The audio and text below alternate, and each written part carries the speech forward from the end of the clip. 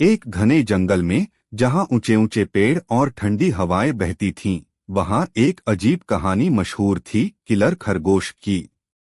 यह कोई साधारण खरगोश नहीं था। उसका नाम था चीकू और वह जितना छोटा दिखता था उतना ही तेज, चालाक और खतरनाक था। जंगल के सभी जानवर उससे डरते थे, खासकर एक बड़ा लेकिन बहुत ही डरपोक भालू बल्लू। बल्लू का शरीर भले ही भारी भरकम था, लेकिन दिल से वह बहुत ही कमजोर था। छोटी सी आवाज सुनकर भी वह कांपने लगता था। एक दिन जंगल में अफवाह फैल गई कि चीकू ने एक लोमड़ी को अपनी चालाकी से हरा दिया। बस फिर क्या था, बल्लू और ज्यादा डर गया। उसने सोचा, अगर इतना छोटा खरगोश लोमड़ी को हरा सकता है तो मेरा क्या होगा। डर के मारे बल्लू ने अपने घर से बाहर निकलना ही बंद कर दिया। वह पूरे दिन गुफा में छिपा रहता और सिर्फ रात में थोड़ा बहुत खाने के लिए निकलता। उधर चीकू को ये सब सुनकर हंसी आ रही थी। वह असल में किसी को नुकसान नहीं पहुंचाता था, लेकिन अपनी चालाकी से सबको चौंका जरूर देता था। उसे मजा आता था जब बड़े बड़े जानवर उससे डरते थे।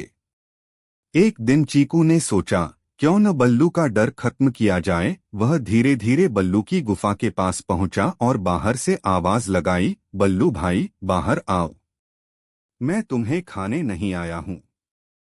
अंदर से कांपती हुई आवाज आई, तू चीकू है ना? मुझे मत खाना, मैं बहुत डरता हूं। चीकू हंस पड़ा और बोला, अरे मैं कोई किलर नहीं हूं, ये सब तो बस अफवाह है। मैं तो सिर्फ चालाक हूं, खतरनाक नहीं। धीरे धीरे बल्लू बाहर आया। उसने देखा कि छोटा सा खरगोश उसके सामने खड़ा है और बिल्कुल भी डरावना नहीं लग रहा। चीकू ने मुस्कुराते हुए कहा, डर हमारी सोच में होता है, असलियत में नहीं।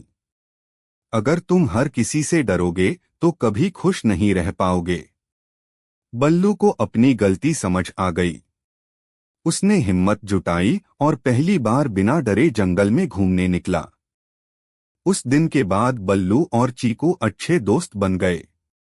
चीकू ने उसे सिखाया कि डर को कैसे हराना है और बल्लू ने चीकू को सिखाया कि ताकत का सही इस्तेमाल कैसे करना चाहिए।